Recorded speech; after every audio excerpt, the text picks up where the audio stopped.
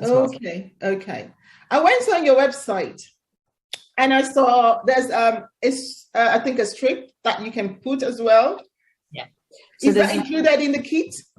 No, that's not included in that kit. That's a separate product. So those are the teeth whitening strips. Okay. So what we normally recommend is you do your teeth whitening with using the main kit, because the results are going to be better with the main kit. Right.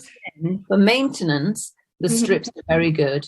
Because as you imagine, you get your teeth nice and white, but they're not going to stay white forever.